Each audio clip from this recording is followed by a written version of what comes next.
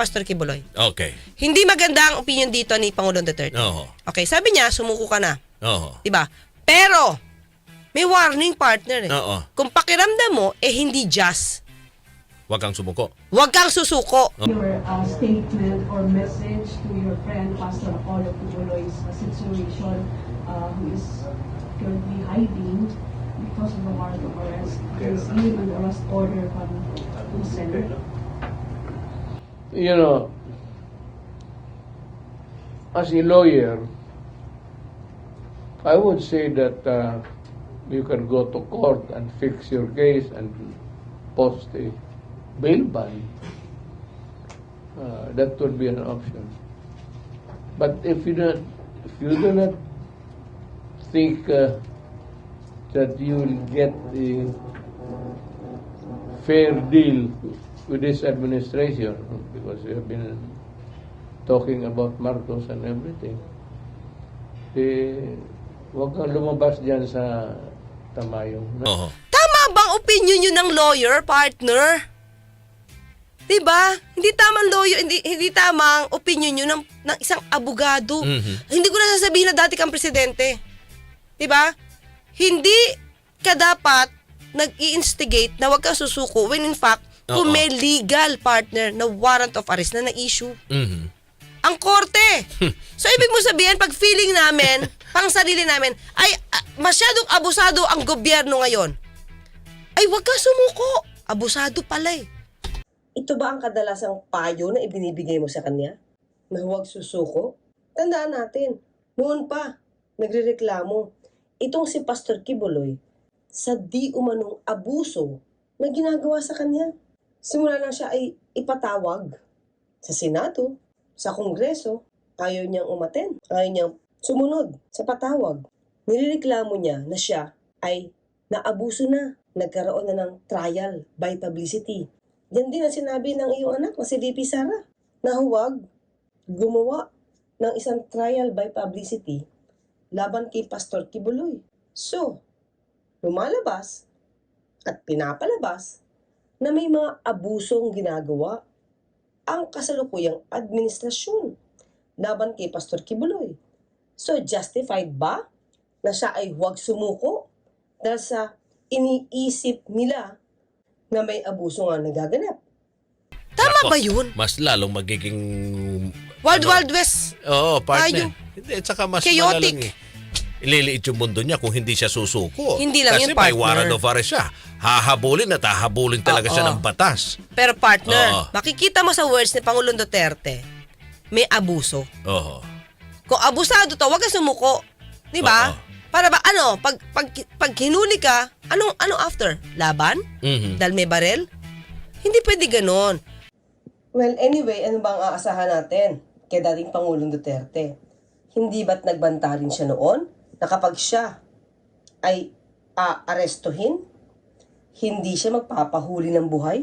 Samantala mga kasama sa ibang balita naman, hindi raw magpapahuli ng buhay si dating Pangulong Rodrigo Duterte sa mga tag-International Criminal Court o kaya naman ay ICC. Ito naman ang paninindigan ng dating Pangulo kasunod na rin ng mga report na nakatulog umano si Duterte na malapit na siyang arestuhin.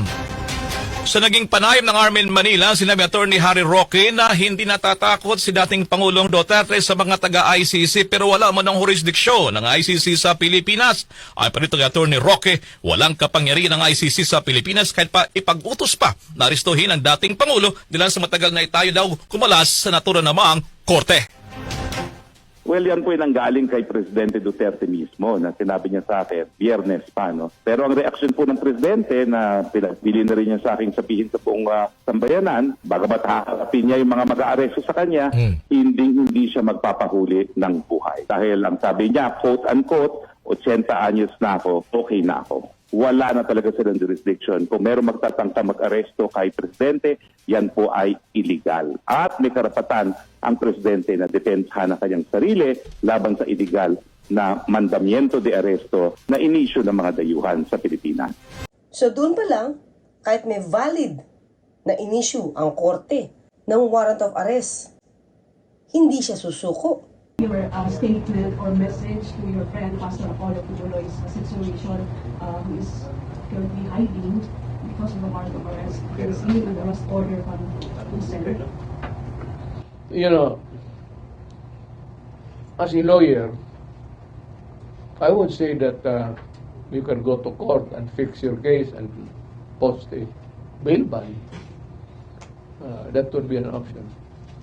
But if you do not think that you will get a fair deal with this administration, because we have been talking about Marcos and everything, huwag kang lumabas dyan sa Tamayong. Nandyan lang yan sa Tamayong. Malaki lang ang Tamayong. At ang seryosong usapan na ito dahil sa paglabag ni Pastor Kibuloy sa batas.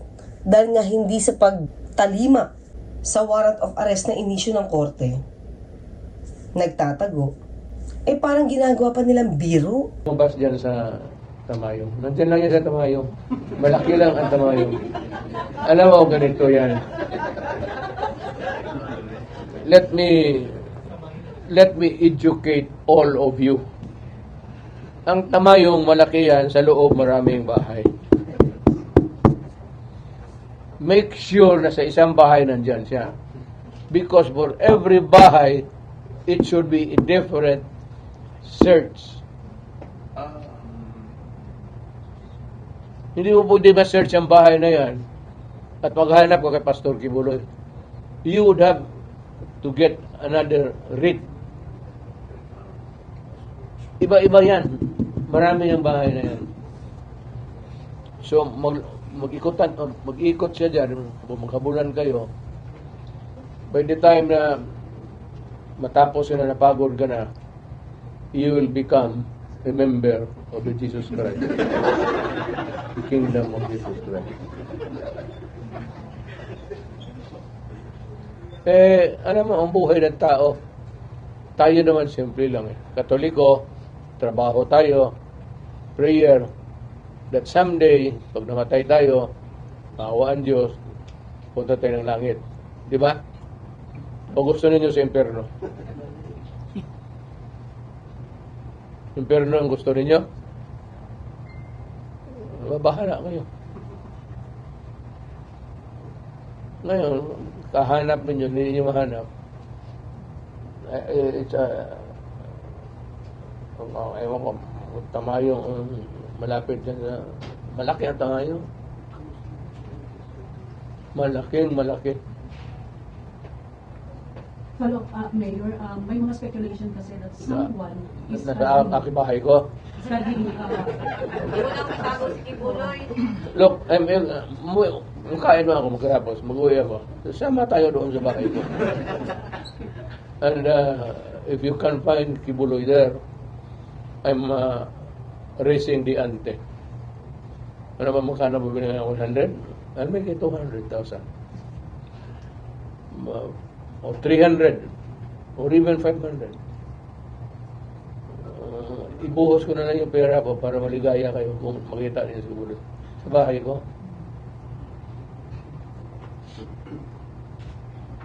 Okay, Pastor, ikaw naman ang wanted. Huwag mo akong damahin dito. Prosecutor ako tapos. You were designated mayor as administrator of Pastor Kibuloy's properties. Is this true? Nalipat ko na sa lahat ko. Sa pangalan mo gusto ka. Saan mo gusto yung parke dyan na ano? Bigyan kita. So, totoo yun, Mayor. When was the last time you talked with the pastor? Again? When was the last time you talked with pastor? Kanina. Umamin ka na nagkita kayo at alam mo na siya ay hinahanap para ma-serve ang warrant of arrest. Bilang abogado, hindi mo siya pinayuhan na sumunod na lang sa batas at sumuko? Bakit parang ang pakiramdam ninyo laging above the law kayo? Maliwanag dito ang pambabastos ninyo sa ating batas. Possible po na sa inyo siya mag-surrender. Hindi ko siya tatanggap eh. Hindi ako authority. Hindi na ako dadala ng warrant. Mag-ask ng help po siya sa inyo po. We had dinner downtown kanina. We had dinner downtown kanina. Hindi naman kilala isa sa mga restaurants. Thank you, Sheila. At saka walang pakialam yung mga waiter, basta magbayad ka lang.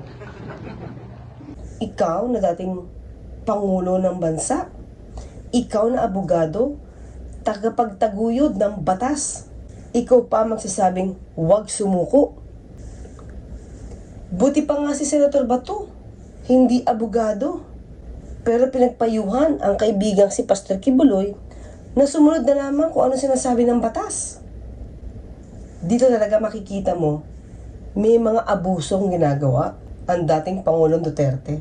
Abuso ang hindi pagsunod sa batas. Sabi nga nila, marami namang aksyong unconstitutional na ginawa ang dating Pangulong Duterte, lalo-lalo na patungkol sa West Philippine Sea. So ano pa ba ang aasahan natin? Sa dating Pangulong Duterte na siya mismo ang nagsasabing huwag sumuko sa batas. Hindi daw magpapahuli ng buhay si Kingdom of Jesus Christ Pastor Apollo Kibuloy sa oras na siya ay mahanap ng mga otoridad. Sinabi ito ni Kibuloy sa isang kalahating oras na voice recording kung saan muli niyang iginiit na walang katotohanan ang mga kasong kanyang ikinakaharap. Haharap lang daw siya sa korte kung hindi daw manghihimasok ang Amerika sa anumang paraan. Sinungaling. Ako po ay lalaban sa mga kasinungalingan na ganyan. Ako po, pag nahuli ninyo, hindi ako magpapahuli ng buhay. Barilin na lang ninyo ako. Kung ako'y huhulihin ninyo, hindi ninyo ako mahuhuli ng buhay maliban kung ibigay ninyo ang garantiyang hinihiling ko sa inyo. Sasabihin kong muli, simple mga kasong ito. Kahit sa Amerika, simpleng mga kaso kasi puro kasinungalingan. Haharapin namin lahat. Hindi pwede ganon. Kung may mali man, partner, go to court, ireklamo mo kung ano yung mali. Pero wag na wag kang susuway kung ano sinasabi ng korte. Kasi pag pinakinggan ka, Pangulong Duterte, na wag sundin ang mga ganitong klaseng pag-uutos ng korte, baka maraming sumunod sa'yo. Magkakagulo yung bansa natin kasi mawawala ng authority ang mga korte natin na ipatupad yung kanilang mga orders. And that's wrong. Diba, abogado ka pa naman. Hindi ko alam kung nag-iisip pa talaga si Pangulong Duterte. Hindi ko alam kung inaantok ba siya, nagugutom ba siya. Hindi ko alam. Marami magagalit siguro sa aking opinion dito. But, kayo ang sumipat. Tingnan nyo kung paano siya magsalita. Minsan, di ko na talaga maintindihan. Para siya hindi ko alam kung inaantok siya, nakainom siya, or what. Di ko alam. Kasi garble yung ibang words niya. Maria Eileen Malvar, dapat talagang investigahan yan. At dapat idemanda ang mga traidor, sabi ni Maria Eileen Malvar. Maestro Piano Excel Karaoke, happy weekend po. Sabi pa niya, sabi naman ni Gilbert Solis, laki ng epekto sa Rod. Okay, ano yung mga epekto? Eto ba yung mga ginagawa ngayong pag-water cannon sa atin? Colt 45 PBBM is on the right track. Suportahan natin ang presidente at labanan ang false information at mapaniwalang din natin kaya ang China. Marami tayong kakampi na tutulong sa atin. Okay. Oo, partner. Nagpapakita naman sila ng pagmamahal sa bansa natin. Kaya nga nagtataka ako, bakit yung ibang bansa nagpapakita ng pagmamahal? Si Pangulong Duterte, ba't ganun? Diba? Arnedo Olaes, piece of paper nga po, Sir Rod. Oo. Sabi niya, yung siguro binabanggit niyang desisyon ng dahig. Jiwo Opa, maayos ginagawa ni Marcos ngayon. Suportado ko kahit di ko binoto noon daw. Suportado niya. Same here. Red Kamatis 23, Serot, wala kasi gusto lumaban. Okay. Kay Dix kasi si Senator De Lima na lang pinakulong. Okay. Oo, diba? Isa yun sa pagbusal. Talking about press freedom. Oo. Kaya sabi ni Maylin, kaya tama si Senator Risa Ontiveros, investigahan. Yung sinasabi ko, investigahan. Huwag niyong isipin na kasi yung iba rito, minumura na ako. Well, tayo ay gusto lang natin din maging tignan natin maging balanse. Negative positive tayo. Maging balanse. Kasi sabi ko nga, bakit? ikaw bilang presidente, alam mo na, isa sa mga dahilan kung bakit binoto ka ng tao dahil dyan sa usapin ng West Philippine Sea. Di ba? Isa-alang-alang mo yon. Okay. Kaya pero, siyempre tayo nagtataka kung bakit yan ay ginawang sikreto. Yun lang naman ang tanong Ba't ginawang sikreto at hindi ipinaalam sa taong bayan? Kaya kung gusto talaga malaman kung ano, kung paminsan hindi nga mga kung ano-ano ang ginagawang investigasyon dyan sa, di ba partner? Okay, partner. Sige. So, hanggang sa Lunes, Hanggang sa Lunes. magkita't magkarinigan tayo. Ako po sa Tony Clay Castro, papalalang, huwag tulugan inyong karapatan. At ako naman pong inyong lingkod, Radyoman Rod Marcelino. Samahan natin uli ang ating nag-iisang abogada ng bayan sa pagtalakay sa mga usapin na may pakialam ang taong bayan. Dito pa rin sa ating programa ang Usapang Batas. Abogada ng Bayan, Attorney Claire Castro at Radyoman Rod Marcelino para sa Usapang Batas. Usapang Batas. Oras po natin, 9:00.